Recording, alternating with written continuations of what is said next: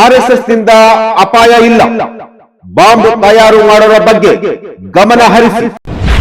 ನಿಮ್ಮ ಅಪ್ಪನಿಂದಲೇ RSS ban ಮಾಡಲಿಕ್ಕೆ ಆಗಿಲ್ಲ. ನೀನ್ ಯಾವ ಲೆಕ್ಕ? ಪ್ರಿಯಾಂಕಾ ಖರ್ಗೆ ವಿರುದ್ಧ ಸಿಟಿ ರವಿ ಕೋತ.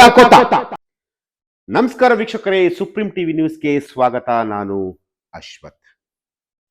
ವೀಕ್ಷಕರೇ, ಆರ್ಎಸ್ಎಸ್ ಹಾಗೂ ಪ್ರಿಯಾಂಕಾ ಖರ್ಗೆ ಇವರ ನಡುವೆ ಇರುವಂತಹ ಒಂದು ಹಗ್ಗ ಜಗ್ಗಾಟ ಇದೆಯಲ್ಲ, ಅದು ಇವತ್ತಿಗೆ ನಿಲ್ಲೋಂಗೆ ಕಾಣ್ತಿಲ್ಲ.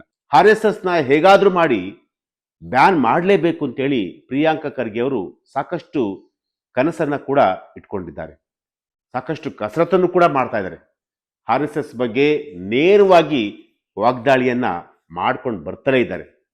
ಈ ಹಿಂದೆ ಕೂಡ ಐಟಿ ಸಚಿವರಾಗಿದ್ದಂತಹ ಸಂದರ್ಭದಲ್ಲೂ ಕೂಡ ಆರ್ ಎಸ್ ನವರು ಏನೇ ಒಂದು ಪೋಸ್ಟರ್ನ ಹಾಕ್ಲಿ ಅಥವಾ ಏನೇ ಒಂದು ಕಾರ್ಯಕ್ರಮ ಮಾಡಲಿ, ಯಾವುದೇ ಒಂದು ವಿಚಾರ ಆಗಲಿ, ಅದಕ್ಕೆ ತೊಡೆ ತಟ್ಟಿ ನಿಂತ್ಕೊಳ್ತಿದ್ದಂತಹ ಏಕೈಕ ವ್ಯಕ್ತಿ ಪ್ರಿಯಾಂಕಾ ಖರ್ಗೆ ಅವರು. ಪ್ರಿಯಾಂಕಾ ಖರ್ಗೆ ಅವರು ಈಗ ಗೃಹ ಸಚಿವರಾಗಿದ್ದಾರೆ. ಗೃಹ ಸಚಿವರು ಆದ ಮೇಲೆ ಏನೆಲ್ಲ ಅವರು ಕಾನೂನು ಸುವ್ಯವಸ್ಥೆಗೆ ಭಂಗ ಆಗದಂತೆ ನೋಡ್ಕೊಳ್ಬೇಕೋ ಅದೆಲ್ಲವನ್ನು ಕೂಡ ಮಾಡಲಿಕ್ಕೆ ಈಗ ತಯಾರಾಗಿದ್ದಾರೆ. ಈಗಾಗಲೇ ಹಿರಿಯ ಪೊಲೀಸ್ ಅಧಿಕಾರಿಗಳ ಜೊತೆ ಸಮಗ್ರವಾಗಿ ಒಂದು ಒಂದು ಒಂದು ಮೀಟಿಂಗ್ ಕೂಡ ಮಾಡಿದ್ದಾರೆ. ಆ ಮೀಟಿಂಗ್ ಅಲ್ಲಿ ಸ್ಪಷ್ಟವಾಗಿ ಹೇಳಿದ್ದಾರೆ, ಯಾರ್ಯಾರು ರೈತರ ಹೆಸರಲ್ಲಿ ಪ್ರೊಟೆಸ್ಟ್ ಮಾಡ್ತಾರೋ, ಅಂದ್ರೆ ರೈತರ ಹೆಸರನ್ನ ಹೇಳ್ಕೊಂಡು ಮುಖವಾಡವನ್ನು ಧರಿಸಿ ಅವರು ಸುಖ ಸುಮ್ಮನೆ ಒಂದಷ್ಟು ಏನು ಕಾನೂನು ಸುವ್ಯವಸ್ಥೆನ ಹಾಳು ಮಾಡ್ತಾರೋ ಅಂತವರ ಮೇಲೆ ನೀವು ನಿರ್ದಾಕ್ಷಿಣ್ಯವಾಗಿ ಕ್ರಮವನ್ನು ತೆಗೆದುಕೊಳ್ಬೇಕು. ಜೊತೆಗೆ ಸಂಘ ಸಂಸ್ಥೆಗಳು ಅಂತಂತೆ ಹೇಳ್ಕೊಂಡು ಸಮಾಜದಲ್ಲಿ ಒಂದಷ್ಟು ಕಿಡಿಗೇಡಿತನ ಮಾಡುವಂತಹ ಒಂದು ಕೆಲಸವನ್ನ ಯಾರ್ಯಾರು ಮಾಡ್ತಾರೋ ಅಂತವರ ಮೇಲೆ ನಿರ್ದಾಕ್ಷಿಣ್ಯವಾಗಿ ಕ್ರಮವನ್ನು ತೆಗೆದುಕೊಳ್ಬೇಕು ಅಂತೇಳಿ ಈಗಾಗಲೇ ಸ್ಪಷ್ಟವಾಗಿ ಪ್ರಿಯಾಂಕಾ ಖರ್ಗೆ ಅವರು ಸೂಚನೆಯನ್ನ ಕೊಟ್ಟಿದ್ದಾರೆ. ಈಗ ಆರ್ಎಸ್ಎಸ್ ನವರು ಕೂಡ ನೀವು ಕಂಪ್ಲೀಟ್ ಆಗಿ ನೋಂದಣಿಯನ್ನ ಮಾಡಿಸಿಕೊಳ್ಳಲು ರೆಡಿಯಾಗಿ ಹೀಗಂತ ಗೃಹ ಸಚಿವರಾಗಿರುವಂತಹ ಪ್ರಿಯಾಂಕಾ ಖರ್ಗೆ ಅವರು ಹೇಳಿಕೆಯನ್ನು ಕೊಟ್ಟಿದ್ದಾರೆ. ಅಂದ್ರೆ ನೀವು ಇಲ್ಲಿವರು ಕೂಡ ನಿಮ್ಮ ಸಂಘ ಸಂಸ್ಥೆ ಏನಿದೆಯಲ್ಲ, ಆ ಸಂಘ ಸಂಸ್ಥೆ ರಿಜಿಸ್ಟರ್ ಆಗಿಲ್ಲ. ಸೊ ರಿಜಿಸ್ಟರ್ ಆಗದಲ್ಲೇ ನೀವು ರಾಜ್ಯದಲ್ಲಿ, ದೇಶದಲ್ಲಿ ನಿಮ್ದೇ ಆದಂತಹ ಒಂದು ಸಾರ್ವಭೌಮತ್ವವನ್ನ ಹೊಂದ್ಕೊಂಡಿದ್ದೀರಾ. ನೀವೇನ್ ಬೇಕೋ ಅದನ್ನೇ ನೀವು ರೂಲ್ಸ್ಗಳನ್ನ ತರ್ತಾ ಇದ್ದೀರಾ. ಬಿಜೆಪಿ ಸರ್ಕಾರ ಅಧಿಕಾರಕ್ಕೆ ಬಂದಂತಹ ಸಂದರ್ಭದಲ್ಲಿ ನಿಮ್ದೇ ಆಡಳಿತ, ನೀವ್ ಹೇಳಿದ್ದೇ ರೂಲ್ಸು, ನಿಮ್ಮದೇ ಒಂದು ವೇದವಾಕ್ಯ ಅನ್ನೋ ರೀತಿಯಾಗಿ ರಾಜ್ಯದಲ್ಲಿ ನಡೀತಾ ಇದೆ. ಸೊ ಇನ್ನು ಮುಂದೆ ನಾನು ಹಾಗಾಗ್ಲಿಕ್ಕೆ ಬಿಡಲ್ಲ. ನೀವು ಕೂಡ ಸಂಘ ಸಂಸ್ಥೆಯು ಕೂಡ ರಿಜಿಸ್ಟರ್ ಆಗ್ಬೇಕು, ನೋಂದಣಿ ಆಗ್ಬೇಕು, ನೀವು ನೋಂದಣಿ ಮಾಡ್ಲಿಕ್ಕೆ ರೆಡಿಯಾಗಿ ಅಂತೇಳಿ ಗೃಹ ಸಚಿವರು ಹೇಳಿರುವಂತಹದ್ದು, ಅಂದ್ರೆ ಪ್ರಿಯಾಂಕಾ ಖರ್ಗೆ ಅವರು ಹೇಳಿರುವಂಥದ್ದು. ಇದಕ್ಕೆ ಬಿಜೆಪಿ ಪಕ್ಷದ MLC ಆಗಿರುವಂತಹ ಸಿಟಿ ರವಿ ಅವರು ಒಂದು ಖಡಕ್ ಆದಂತಹ ಒಂದು ರಿಪ್ಲೈನ ಕೊಟ್ಟಿದ್ದಾರೆ.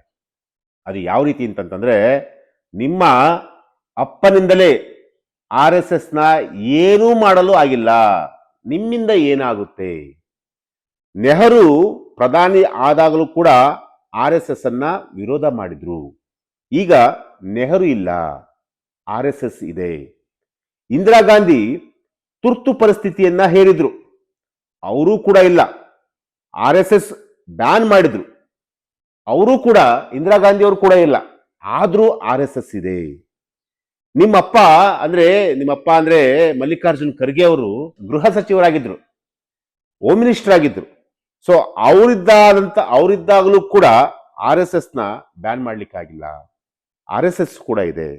ಇನ್ನು ನಿಮ್ಮಿಂದ ಆಗುತ್ತಾ ಅನ್ನೋ ಒಂದು ಅರ್ಥದಲ್ಲಿ ಸಿಟಿ ರವಿ ಅವರು ಒಂದು ಖಡಕ್ ಆದಂತಹ ಒಂದು ಕೌಂಟರ್ ಅನ್ನ ಪ್ರಿಯಾಂಕಾ ಖರ್ಗೆ ಅವರಿಗೆ ಕೊಟ್ಟಿರುವಂತಹದ್ದು. ಇಷ್ಟಕ್ಕೆ ನಿಲ್ಲಿಸಿಲ್ಲ, ಅವರು ಇನ್ನೂ ಒಂದಷ್ಟು ಮಾತುಗಳನ್ನ ಹೇಳಿದ್ದಾರೆ.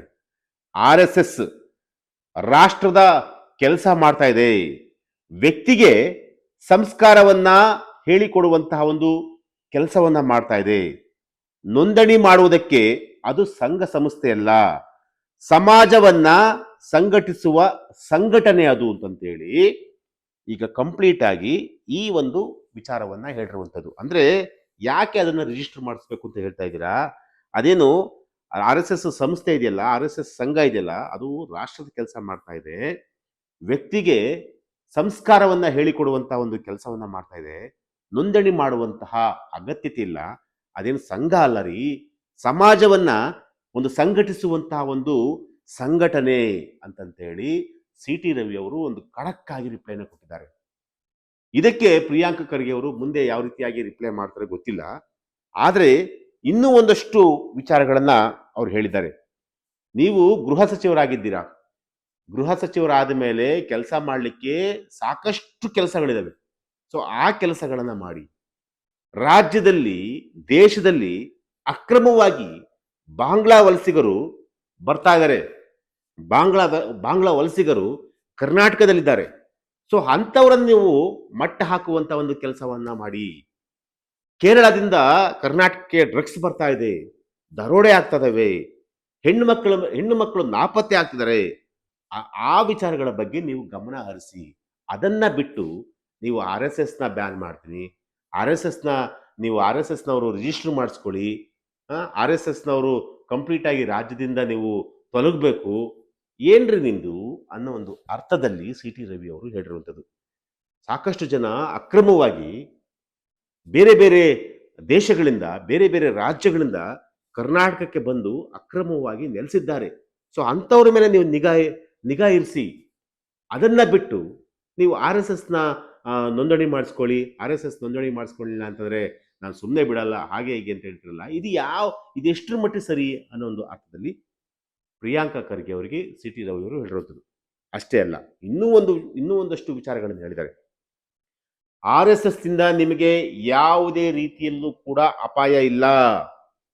ಇಲ್ಲೇ ಇದ್ಕೊಂಡು, ನಿಮ್ಮ ಪಕ್ಕದಲ್ಲೇ ಇದ್ಕೊಂಡು, ನಿಮ್ಮ ಜೊತೆಯಲ್ಲೇ ಇದ್ಕೊಂಡು, ನಿಮ್ಮ ಅನ್ನವನ್ನೇ ತಿಂದ್ಕೊಂಡು ಬಾಂಬನ್ನ ತಯಾರು ಮಾಡ್ತಾರಲ್ಲ, ಅಂಥವರ ಬಗ್ಗೆ ನೀವು ಗಮನ ಹರಿಸಿ.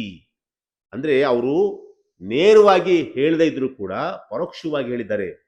ಕೆಲವು ಮುಸ್ಲಿಮರು ಬಾಂಬ್ಗಳನ್ನ ತಯಾರಿಸ್ತಾ ಇದ್ದಾರೆ, ಕರ್ನಾಟಕ ರಾಜ್ಯವನ್ನ ಹಾಳು ಮಾಡುವಂತ ಒಂದು ಕೆಲಸವನ್ನ ಮಾಡ್ತಾ ಇದ್ದಾರೆ, ಇಡೀ ದೇಶವನ್ನ ಹಾಳು ಮಾಡುವಂತ ಒಂದು ಕೆಲಸವನ್ನ ಮಾಡ್ತಿದ್ದಾರೆ ಅಂತೇಳಿ ಕೆಲವರಿಗೆ ಅವರು ನೇರವಾಗಿ ಹೇಳದೇ ಇದ್ರು ಕೂಡ ಪರೋಕ್ಷವಾಗಿ ಅಂದ್ರೆ ಇಂಡೈರೆಕ್ಟ್ ಆಗಿ ಹೇಳಿದ್ದಾರೆ. ಬಾಂಬ್ ತಯಾರು ಮಾಡ್ತಾರೆ, ನಿಮ್ ಜೊತೆಲೇ ಇದ್ದಾರೆ ಅವರೆಲ್ಲರೂ ಕೂಡ ಅಂತವ್ರನ್ನ. ಅಂದ್ರೆ ಅವ್ರು ನೇರವಾಗಿ ಹೇಳ್ತಿರೋದು ಮುಸ್ಲಿಂ ಸಮುದಾಯಕ್ಕೆ ಹೇಳ್ತಿರುವಂತಹದ್ದು, ಮುಸ್ಲಿಂ ಸಮುದಾಯದಲ್ಲಿ ಕೆಲವರಿಗೆ ಹೇಳ್ತಿರುವಂಥದ್ದು, ಎಲ್ರಿಗೂ ಅಲ್ಲ, ಕೆಲವರಿಗೆ ಹೇಳ್ತಿರುವಂಥದ್ದು. ಸೊ ಆ ಒಂದು ಕೆಲಸವನ್ನ, ಅದನ್ನ ಪತ್ತೆ ಹಚ್ಚುವಂತ ಒಂದು ಕೆಲಸವನ್ನ ಮಾಡಿ. ಅದನ್ನ ಬಿಟ್ಟು ಬೆಂಕಿ ಹಚ್ಚುವಂತ ಒಂದು ಕೆಲಸವನ್ನ ನೀವು ಯಾವುದೇ ಕಾರಣಕ್ಕೂ ಕೂಡ ಮಾಡಲೇಬೇಡಿ. ನೀವು ರಾಜ್ಯದಲ್ಲಿ ಬೆಂಕಿ ಹಚ್ಚುವಂತ ಒಂದು ಕೆಲಸವನ್ನ ಮಾಡಬೇಡಿ. ಆರ್ ಎಸ್ ಎಸ್ ಸಂಘಟನೆಯವರು ಅವ್ರ ಪಾಡಿಗೆ ಅವ್ರ ಸಂಘವನ್ನ ಮಾಡಿಕೊಂಡು, ಸಂಘಟನೆಯನ್ನ ಮಾಡಿಕೊಂಡು ಇದ್ದಾರೆ. ಸೊ ನೀವು ಅವ್ರನ್ನ ಟಚ್ ಮಾಡಕ್ ಹೋಗ್ಬೇಡಿ. ಟಚ್ ಮಾಡಿ ನೀವು ನಿಮ್ಮ ತಂದೆಯಂತಲೇ ನೀವು ಕೂಡ ಮುಖಭಂಗಕ್ಕೆ ಒಳಗಾಗಬೇಡಿ. ಅಂದ್ರೆ ಅವರು ಯಾವ್ಯಾವ ರೀತಿಯಾಗಿ ಹೇಳಿದ್ದಾರೆ ಅಂತಂದ್ರೆ, ನೆಹರು ಪ್ರಧಾನಿ ಆದಂತಹ ಸಂದರ್ಭದಲ್ಲೂ ಕೂಡ ಆರ್ ಎಸ್ ಎಸ್ ನ ಬ್ಯಾನ್ ಮಾಡಕ್ಕೆ ಹೊರಟಿದ್ರು. ಆದ್ರೆ ನೆಹರು ಈಗಿಲ್ಲ, ಈಗಿರೋದು ಆರ್ ಎಸ್ ಎಸ್. ಅಂದ್ರೆ ನೆಹರು ತೀರೋಗ್ಬಿಟ್ಟಿದ್ದಾರೆ, ಸತ್ತೋಗಿದ್ದಾರೆ. ಸೊ ಈಗ ಆರ್ ಎಸ್ ಎಸ್ ಕೂಡ ಇದೆ. ಸೊ ಅಂತಹ ಘಟಾನುಘಟಿಗಳೆಲ್ಲ ಪ್ರಯತ್ನ ಮಾಡಿದ್ರು, ಆದ್ರೂ ಕೂಡ ಆಗಿಲ್ಲ. ಅವರ ಕೊಂಡಿಗಳು ಕಳ್ಸ್ಕೊಂಡು ಹೋಗ್ತಿದೆ ವಿನಃ ಆರ್ ಎಸ್ ಎಸ್ ಸುಭದ್ರವಾಗಿದೆ ಅನ್ನೋ ಒಂದು ಅರ್ಥದಲ್ಲಿ ಸಿ ಟಿ ರವಿ ಅವರು ಹೇಳಿರುವಂಥದ್ದು. ಜೊತೆಗೆ ಬೆಂಕಿ ಹಚ್ಚುವಂತ ಒಂದು ಕೆಲಸವನ್ನ ಮಾಡಬೇಡಿ ಅಂತ ಹೇಳಿ ಸಿ ಟಿ ರವಿ ಅವರು ಹೇಳಿರೋದು. ಜೊತೆಗೆ ಇನ್ನೂ ಒಂದು ಮಾತನ್ನ ಹೇಳಿದ್ದಾರೆ. ನೀವು ಹೋಮ್ ಮಿನಿಸ್ಟರ್ ರೀತಿನೇ ವರ್ತನೆಯನ್ನ ಮಾಡಿ. ಅದನ್ನ ಬಿಟ್ಟು ಬೇರೆಯವರ ರೀತಿ, ಅಂದ್ರೆ ಸಣ್ಣ ಪುಟ್ಟ ರಾಜಕಾರಣಿಗಳ ತರ ವರ್ತನೆಯನ್ನ ಮಾಡಬೇಡಿ. ಆ ಒಂದು ಸ್ಥಾನಕ್ಕೆ ಒಂದು ಗೌರವ ಇದೆ.